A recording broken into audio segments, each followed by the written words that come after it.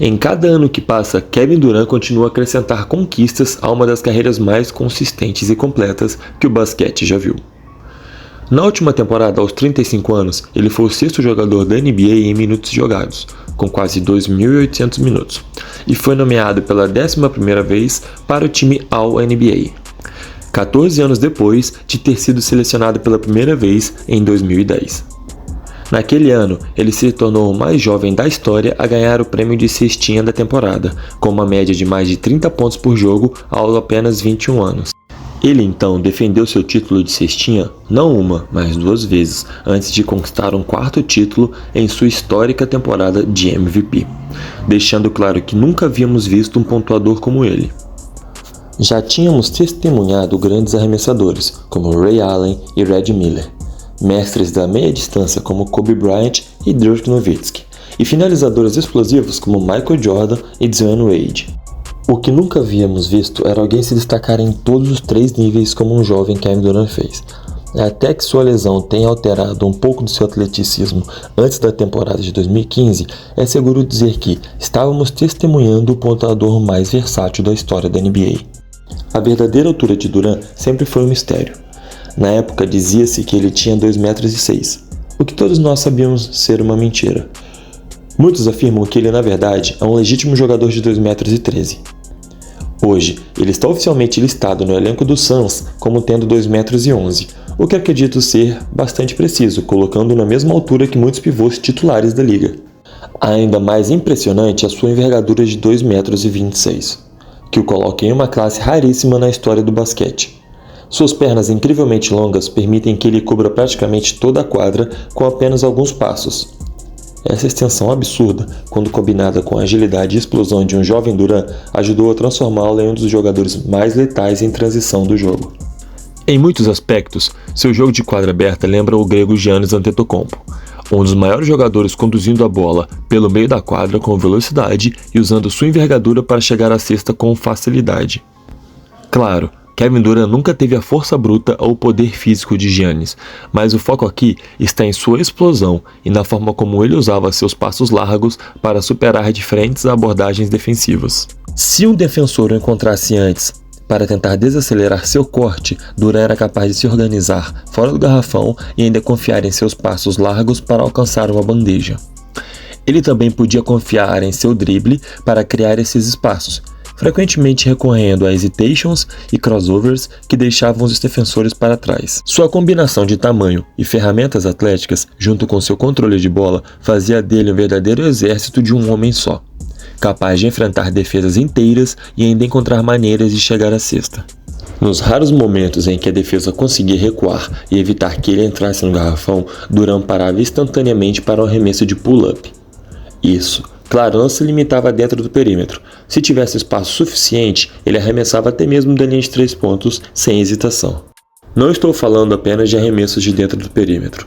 Se Durant tivesse espaço suficiente, ele arremessava o polêmico chute de transição de 3 pontos sem hesitar.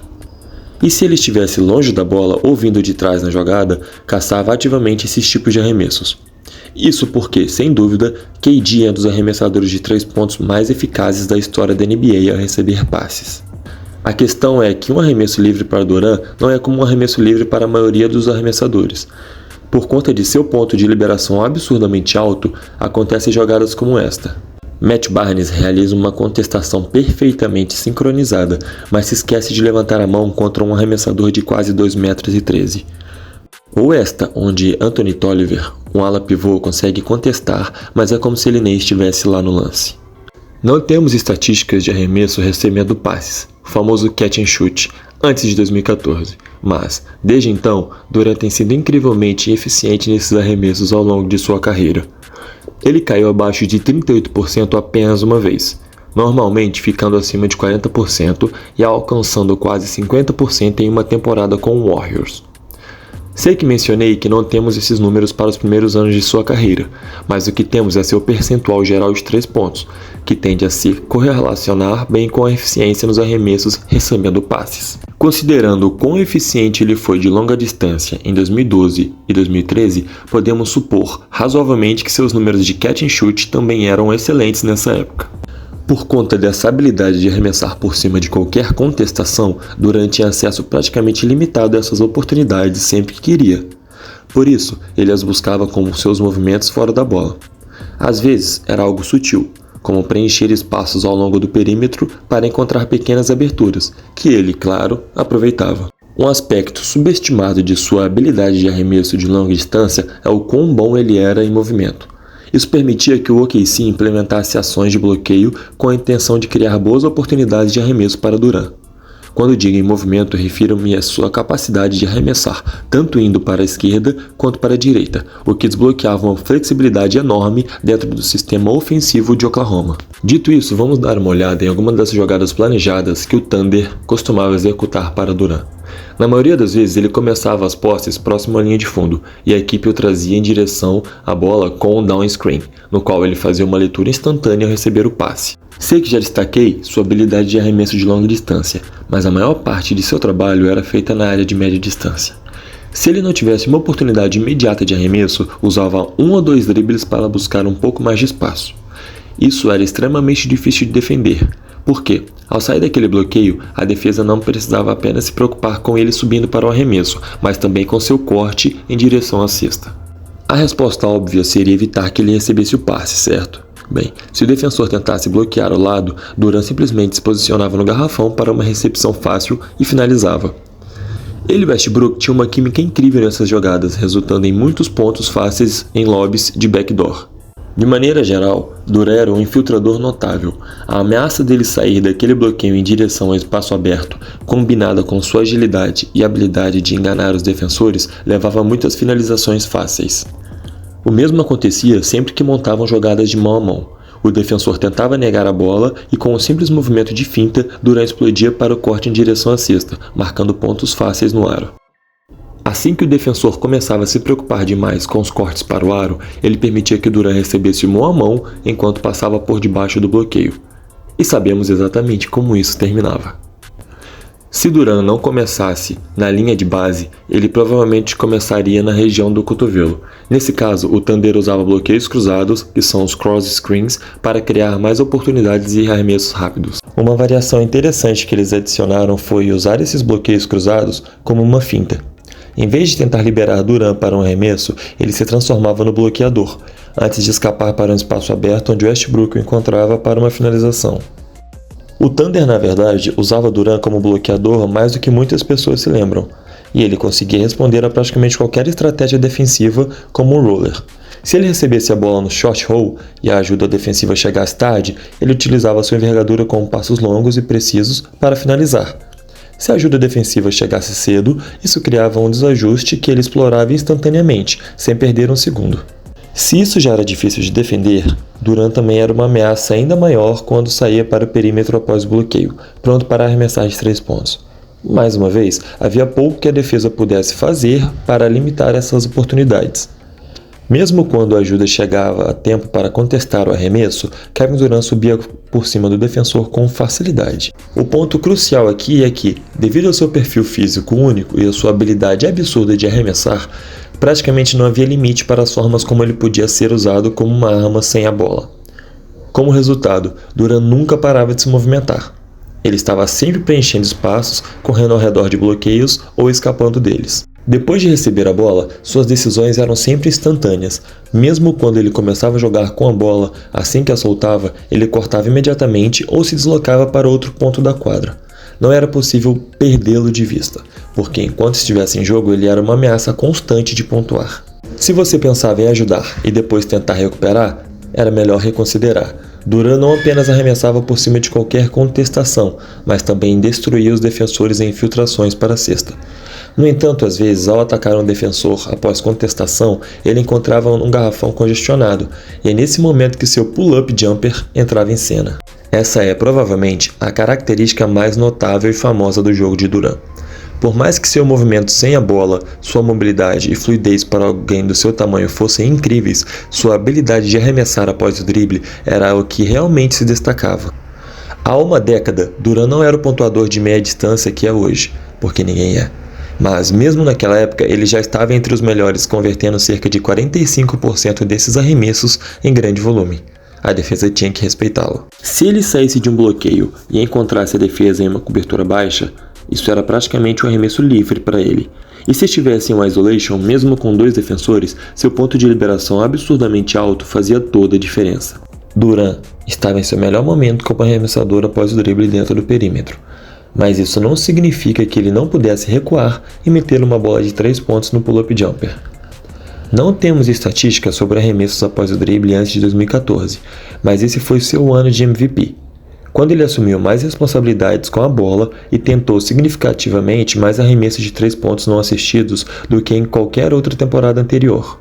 Naquela época, o jogo era diferente. Não havia tantos jogadores tentando 6, 7, 8 bolas de 3 em pull-ups por jogo. Steph Curry liderava a NBA com 5 tentativas, mas Durant não estava muito atrás, com cerca de 3, e ele era ainda mais eficiente, convertendo quase 41% dessas oportunidades. Esse arremesso é uma mudança total no jogo, especialmente quando se trata de atacar saindo de um pick and roll. Por conta de seu ponto de liberação, se o defensor passasse por baixo do bloqueio, era o mesmo que entregar uma ótima oportunidade para Durant. O mesmo acontecia com a posição de pivô. Se ele recuasse, KD aproveitava para converter com consistência. Na maioria das vezes, os pivôs precisavam subir e encontrar Kevin Durant no nível do bloqueio.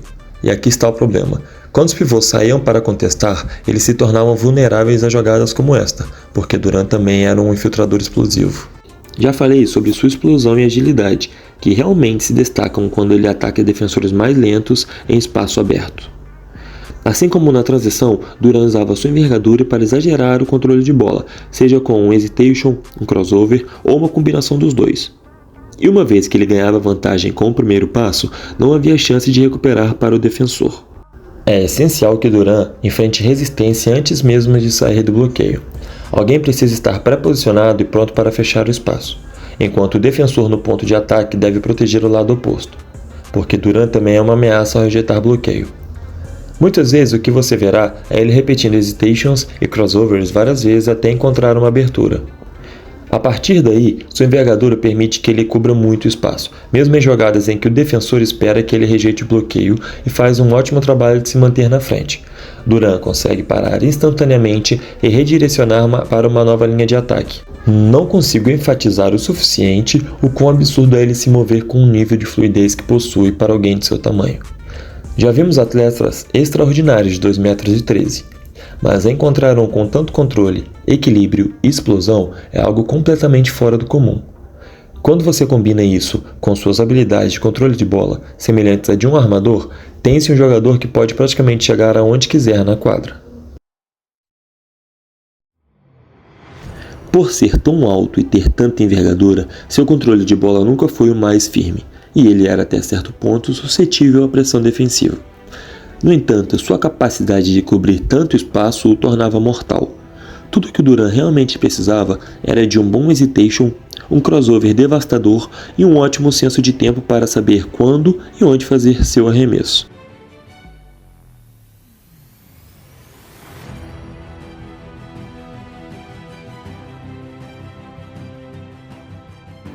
Durant é incrivelmente rápido ao processar a defesa e reagir, o que significava que mantê-lo na frente era mais do que uma tarefa para um defensor. Seu movimento característico era um hesitation com a mão esquerda. Se ele tivesse espaço para dar o primeiro passo, explodia em uma infiltração pela esquerda. O que tornava essa movimentação tão eficaz era o fato que ele poderia usá-lo também para entrar em um arremesso de pull-up de 3 pontos. Esse jogo de ler e reagir o tornava imprevisível. Se Durant hesitava e o defensor recuava para proteger a infiltração, ele arremessava sobre o topo. Se o defensor caísse na ameaça do arremesso e levantasse a mão, Durant iniciava seu ataque, deixando o restante da defesa à sua mercê. KD nunca foi o jogador que mais infiltrava no garrafão, mas ele combinava muito bem os arremessos de perímetro com as pontuações no interior, especialmente em seus primeiros anos.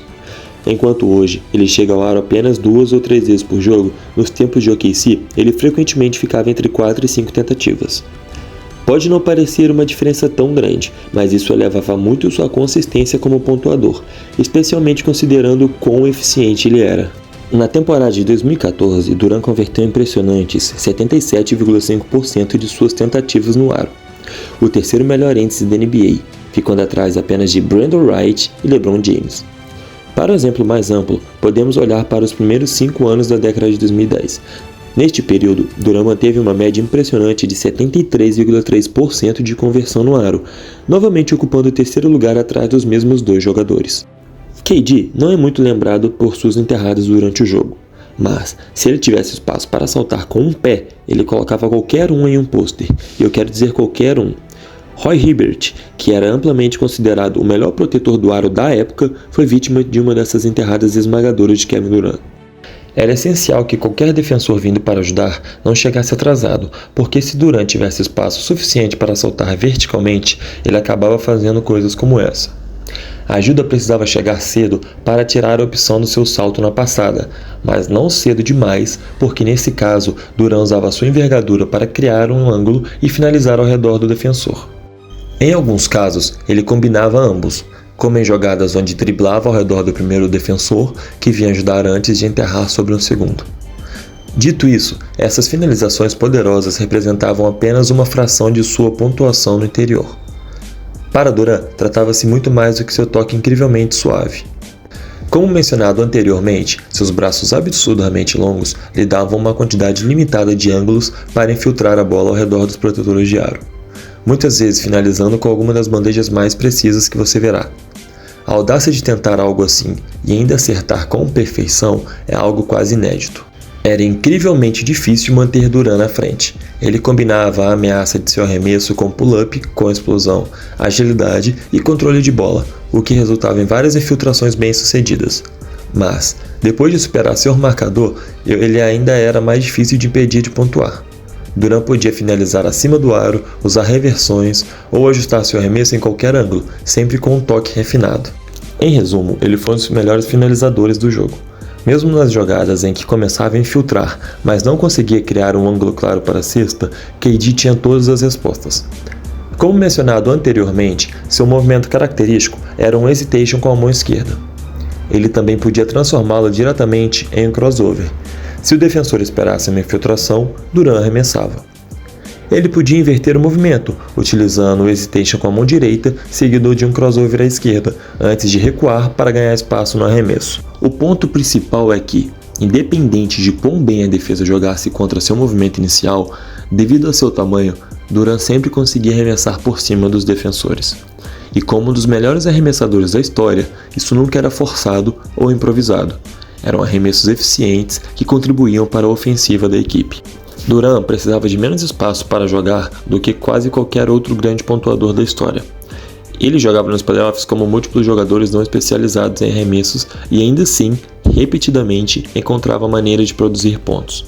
Isso se destacava especialmente quando ele jogava voltado para o aro, dentro do perímetro. Ele usava jab steps para ameaçar infiltrações e tudo o que precisava era uma fração de espaço para subir e converter seus arremessos de média distância. Em uma jogada, Chandler Parsons reage a um jab step para a direita, e isso é o suficiente para Durant essencialmente ter um arremesso livre.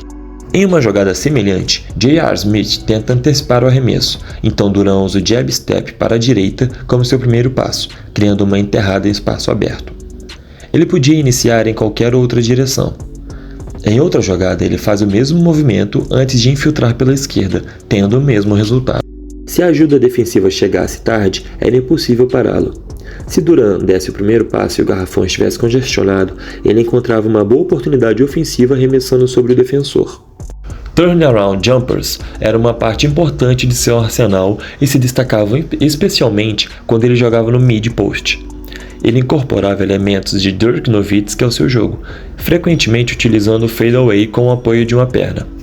Às vezes, adicionava um drible para criar mais separação antes de arremessar. O mais impressionante sobre seu jogo de costas para a cesta era a sua capacidade de girar para qualquer lado e finalizar com o fadeaway. Em um jogo contra o Portland, por exemplo, a estratégia defensiva era dobrar a marcação vinda do meio da quadra. Durant respondia girando em direção oposta para se ajustar e converter o arremesso. Não importava de que lado começasse. A defesa sabia que ele giraria em direção à linha de base e faria parecer rotina. Repetidas vezes, os Blazers tentaram essa abordagem. Sabiam como reagiria, mas isso não fazia diferença. Para ser honesto, essa é praticamente a história do arsenal de pontuação de um jovem Kevin Durant. Para muitos dos grandes pontuadores da história, é possível identificar um tipo específico de jogada que eles dominaram. Shaq e Kareem eram definidos pelos seus jogos de pivô. Steph Curry se destacava em jogadas envolvendo bloqueios, seja em pick and roll ou correndo fora da bola. Kobe e Michael Jordan tinham um triângulo, que apresentava muitas situações de isolation, e nem vamos entrar no mérito do que James Harden fez pelo Houston. Mas o que realmente se destaca sobre Kevin Durant é a pura versatilidade com que ele marcava seus pontos e a facilidade com que isso acontecia dentro do fluxo ofensivo de sua equipe. Ele pontuava em transição, talvez com uma ou duas bolas de 3, arremessava após bloqueios, marcava em cortes para o aro, fazia pontos em isolations e quando o apito final soava, ele provavelmente tinha 30 pontos com uma eficiência impressionante. É difícil enfatizar o quão absurdamente eficiente Durant era, e continua sendo. Em 2012, ele deu um grande salto, e em 2013 teve a temporada mais eficiente de sua carreira, com mais de 11% acima da média da liga em true shooting. Em 2014, ele teve sua melhor temporada de pontuação, com 9% acima da média, liderando a NBA com 32 pontos por jogo. Desde então, ele manteve um ritmo consistente de pontuação eficiente ano após ano, construindo sua reputação como um dos maiores pontuadores da história da NBA. Mas, quando penso na melhor versão de Durant apenas em termos de pontuação pura, minha mente vai imediatamente para aquele período de 3 anos antes de sua primeira lesão no pé. Durante esse período, ele combinou perfeitamente o jogo em transição com sua habilidade da meia quadra. Misturou brilhantemente sua movimentação sem a bola com uma pontuação em 3 níveis, atletismo e arremessos. Isso foi o pontuador mais versátil que o basquete já viu. Se você gostou dessa análise, não se esqueça de deixar um like, se inscrever no canal e ativar as notificações para receber mais conteúdos em primeira mão.